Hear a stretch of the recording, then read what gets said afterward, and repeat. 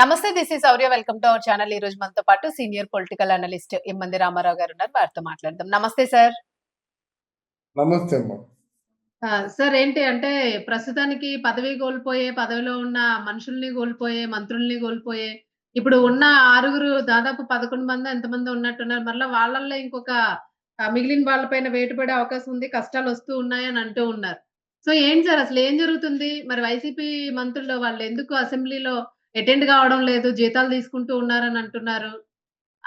అంటే అసలు ఏ రకంగా వాళ్ళ బాస్ వాళ్ళని ఆదేశాలు జారీ చేస్తూ ఉన్నారు? ఎళ్ళక్కర్లేదు అంటున్నారా? లేకపోతే ఏంటసలు ఆయన ప్లాన్?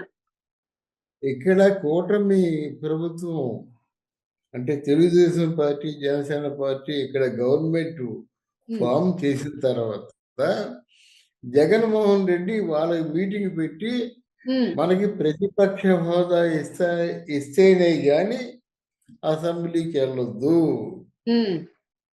వాళ్ళ పిలుపుని మనం యాక్సెప్ట్ చేయొద్దు, అసెంబ్లీకి వెళ్ళకంటే ఉంటే తెలుస్తుంది వారికి ఏం మాట్లాడతారు, ప్రశ్నలు వేసే వాళ్ళు ఎవరు అని ఇట్లాంటి కొన్ని వాళ్ళ తాలూకు మూర్ఖత్వపు ఆలోచనలతో ఒక కొలుక్కొచ్చారు వాళ్ళు. అసెంబ్లీ అని ఎవరో చెప్పారు, అసెంబ్లీకి వెళ్ళిపోతే బాగుండదురా, నువ్వు మాట్లాడడానికి అవకాశం ఉండదు, ముందు ప్రమాణ స్వీకారం రోజుని ఆ గవర్నమెంట్ ఆయన మెమోరాండం ఇస్తాడు అన్నమాట, నివేదిక ఇస్తాడు గవర్నమెంట్. ఈ గవర్నమెంట్ వచ్చింది, ఈ గవర్నమెంట్ ముందు ఇన్ని సవాళ్ళు ఉన్నాయి, ఇంతకుముందు ఆంధ్రప్రదేశ్ ఈ విధంగా డెవలప్ అయింది అని. గవర్నమెంట్ అంటే ప్రభుత్వం తరఫు నుంచి, అంటే గవర్నర్స్ ని నియమించింది కేంద్ర ప్రభుత్వం కదా, అంటే వాళ్ళ దృష్టిలో పెట్టుకొని ఆంధ్రప్రదేశ్ తాలూకు సిగ్నిఫికెన్స్, దాని తాలూకు ఉనికిని గురించి చెప్తారు. అప్పుడు అందరూ హాజరవ్వాలన్నమాట. మేము హాజరవడానికి కుదరదంటే వాళ్ళని డిస్క్వాలిఫై చేస్తారు గనక దొడ్డిదారి గుండా వచ్చాడు జగన్మోహన్ రెడ్డి. ఉన్నాడు, మొత్తానికి ఏదో ముళ్ళ మీద కూర్చున్నాడు, తర్వాత వెళ్ళిపోయాడు. ఆ గవర్నర్ ప్రసంగం ముగియగానే వెళ్ళిపోయాడు. తర్వాత ఏమో ఆ స్పీకర్ని అనౌన్స్ చేసినప్పుడు కూడా స్పీకర్ ఎవరు, అయ్యన్న పాత్రుడు. అప్పుడు ఏదో నామకా వాసి ఒకసారి కలుసుకొని వెళ్ళిపోవడం జరిగింది. అక్కడి నుంచి రాలేదన్నమాట. ఒకటే అడుగుతాడు, మీరు నాకు ఎందుకు, నేను ప్రతిపక్షంలో ఉన్నటువంటి పార్టీ నాదే కదా, నాకెందుకు మీరు ఇది ప్రతిపక్ష నాయకుడి హోదా ఇవ్వరు? ప్రతిపక్ష పార్టీలో కూర్చుంటే ఏముంటుంది, మీరు టైం ఇస్తే మాట్లాడాలి, టైం ఇవ్వకపోతే మాట్లాడడం మానేయాలి.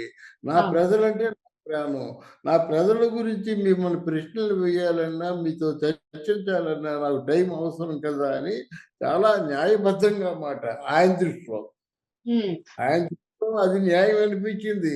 అంతేగాని మీరు ప్రోటోకాల్స్ ఉంటాయి కదా, ఇప్పుడు వాళ్ళకి కనీసం 10% సీట్లు ఇచ్చినట్టయితే 10% రావాలంటే వీడికి ఎన్ని రావాలి, వీరికి దగ్గర 175 అంటే ఓ 17 18 కాదు, మోర్ దాన్ 20 రావాలి వీళ్ళకి.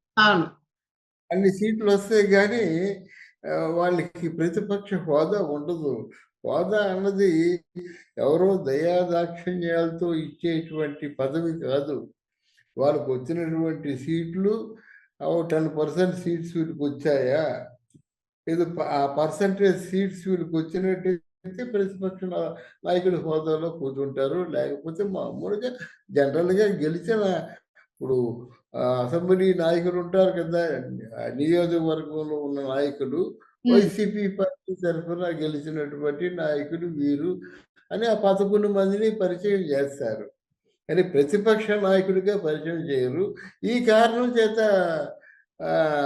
అసెంబ్లీకి వెళ్ళకూడదని నిర్ణయించుకున్నారు. మరి అసెంబ్లీకి వెళ్ళకపోయినట్టయితే జనరల్గా వీళ్ళకి ఉన్న ప్రోటోకాల్స్లో అసెంబ్లీకి వెళ్ళకపోతే వాళ్ళ జీతాలు ఇవ్వరు. ఇప్పుడు జీతాలు బాగా పెరిగాయి, జీతాలు భత్యాలు వాళ్ళకి వెళ్ళినట్టయితే తక్కువ డబ్బులు భోజనం పెట్టడం, ఎక్కువ డబ్బులు వాళ్ళకి ఛార్జీలు కట్టు, అంటే వాళ్ళకి ఏదో టీఏలు డిఏలు ఉంటాయి కదా, వారి పాపం జీవన భృతి వాళ్ళకి బ్రతుకు తెరువుకి చాలా కష్టం అవుతుందని ఆ గవర్నమెంట్ వాళ్ళు వీళ్ళకి డబ్బులు ఇస్తారు, నెలకి జీతం కూడా ఇస్తారన్నమాట. ఒక యతిపెద్దమైన జీతం ఉంటుంది లక్షల్లో. అయితే ఏం చేశారంటే ఇందులో ఒక 6గురు జీతాలు తీసుకున్నారు. జగన్మోహన్ రెడ్డి గారి తెలియకుండానే జీతాలు తీసుకున్నారు. తెలిస్తే తిడతారు కదా. ఏమి పెళ్ళికి రాకపోయినా మేము వెళ్దామని ఆలోచనతో ఉన్నాము. మేము కొన్ని రోజులు వెళ్ళాం కదా! వెళ్ళేందుకు మీ జీతాలు తీసుకున్నామని చెప్పారన్నమాట. అయితే ఇంకొక కొంతమంది ఉన్నారు కదా! 11 మందిలో కొంతమంది ఉన్నారు కదా! 5గురు అసలు ఉంటారు ఇంకొక. అవును. ఆ! అంటే ఇక్కడ వీళ్ళు ఐదుగురు, ఆరుగురు ఉన్నారు మొత్తానికి. జీతాలు తీసుకొని అసెంబ్లీకి వెళ్ళడం అన్నమాట. వాళ్ళకేంటంటే ఇక అసెంబ్లీలోకి అడుగుపెట్టే అర్హత ఉండదు. స్పీకరు ఆ ఆరుగురిని డిస్‌క్వాలిఫై చేస్తారు. డిస్‌క్వాలిఫై చేసినట్టు వాళ్ళ ఆరుగురు కూడా బయటికి వెళ్ళరు. అది అసెంబ్లీలోకి వెళ్ళేటువంటి అవకాశం కలగదన్నమాట. ఇది పెద్ద ప్రశ్నార్థకంగా మారింది. ఎవరికి? మన జగన్మోహన్ రెడ్డి గారికి. ఏమో జగన్మోహన్ రెడ్డి సామాన్యుడు కాదు కదా! ఏదో తెస్తాడు, ఎక్కడి నుంచో ఏవో సెక్షన్‌లు తీసుకొస్తాడు. క్రిమినల్ యాటిట్యూడ్ ఆయనున్న వ్యక్తి మాట.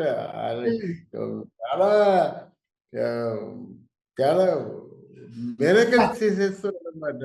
ఇంతవరకు వర్ణించడానికి మీకు పదం కూడా దొరకట్లేదా ఆయన్ని? లేదమ్మా. ఎందుకంటే ఇంతవరకు నాకు తెలిసి రాజకీయ నాయకుల్లో ఇటువంటి రాజకీయ నాయకుడు ఎక్కడా లేడు. రాజకీయ నాయకులు హుందాగా ఉంటారమ్మా. ఎందుకంటే నాకు తెలిసిన తర్వాత నేను ఆ సీట్‌లోనే కూర్చుంటాను అంటానా? ఓసారి చెప్పారు. "నువ్వు కూర్చోకూడదురా! నీకు సీట్లు రాలేదు. ఇంత మెజారిటీ ఇన్ని సీట్లు వస్తే గాని ప్రతిపక్ష నాయకుడి తాలూకు హోదా రాదురా" అని ఒకసారి తెలియజెప్పారనుకోండి, నాకు తెలియకపోతే. మళ్ళీ ఆ సీట్‌లోనే కూర్చుంటాను అని ఆయన చెప్పడం. ఆయన తర్వాత మిగతా 10 మంది కూడా దాన్ని వంత పలకడం. ఏదో ఇంకా ఈ నాయకత్వ లక్షణాలతో సభల్లో మాట్లాడడం, ఇంకా ఆలే గవర్నమెంట్‌లో ఉన్నట్టుగా. ఇటువంటి రాజకీయ నాయకుడు ఇంతవరకు ఎప్పుడు చరిత్రలో లేడు మాట. సిగ్గు లేదు, సిగ్గు లేదు, ఏమీ లేదు. ఒక మాట నిలకడలేదు. ఆ! ఇక్కడ భోగాపురంలో నేనే ఆహ్, దానికి శంకుస్థాపన చేశాను. దానికి జవసత్వాలు ఇచ్చింది నేనే బతికించానని ఒకసారి అంటాడు. మళ్ళీ ఎక్కడో ఆవేశంతో ఏమంటాడు? ఆహ్, కనీసం ఎర్ర బస్సు కూడా అక్కడికి వెళ్ళదు. బస్సులు వెళ్ళవండి అక్కడికి. అక్కడ ఏ దృష్టితో ఆయన ఇంటర్నేషనల్ ఎయిర్‌పోర్ట్ కట్టాడు. దీంట్లో ఏదో ఉంది. చంద్రబాబు డబ్బులు దండుకోవడం కోసం కట్టాడు. మరి అక్కడేమో శిలాఫలకం వేశానంటావు. ఇక్కడ చంద్రబాబు నాయుడు డబ్బులు ఎర్ర దండాడంటావు. బస్ కూడా వెళ్ళలేనంత ప్రాంతంలో గడితే మరి 10 ఏళ్ళు ఏం పీకాడంట ఆయన? అది. తర్వాత ఇక్కడ అమరావతి. అమరావతి ఉండవలసింది ఎట్టి పరిస్థితిలోనే ఒకసారంటాడు. అమరావతి అది ఆహ్, నీకు చెప్పాను నేను తక్కువ ఎకరాలది. ఇప్పుడు 30,000 ఎకరాలు కాదు, ఇంకో 10,000 ఎకరాలు ఎక్కువే ఉండాలని ఆ రోజు అసెంబ్లీలో చెప్పింది నేనంటాడు. అది నిజమే చెప్పాడు. మళ్ళీ అసెంబ్లీ మీద విషం చిమ్మింది కూడా ఈయనే కదా! అది అమరావతి కాదు, కమ్మరావతి, అమరావతి. బ్రహ్మరావతి, శ్మశానం అని చెప్పినోడు ఈయనే కదా! నన్నేమన్నాడు? మీరెట్టి పరిస్థితుల్లో అమరావతిలో మీరు ఎంత పెద్ద రాజధాని కట్టండి, దాన్ని కూల్చేస్తాను అంతే. కూల్చేయడం, ప్రజావేదిక నరికేయడం. ప్రజావేదికని ఎలాగైతే కూల్చేస్తానో, అమరావతి మాత్రం చరిత్రలో మిగలకూడదు అని నిన్నంటాడు. ఏ మాట మనం వింటాము? ఏ మాట మనం నమ్ముతాము? ఈ రైట్. మాటలతో కన్‌ఫ్యూజన్ చేసేస్తారనమాట. ఇప్పుడు ఒక 6 బయటికి వెళ్ళిపోయే అవకాశం ఉంటుంది. రేపు శీతాకాల సమావేశాల్లోనూ ఆ నిర్ణయం తీసుకుంటారు. వారికి తీసుకుంటారు. నోటీస్ ఇస్తారనమాట.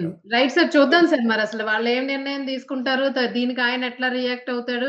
వాళ్ళకి మధ్య అసలు ఎట్లాంటి చర్చలు జరుపుతాడో ఏంటో అనేది మనం వెయిట్ చేయాల్సి ఉంది. Thank you sir. Thank you అమ్మా.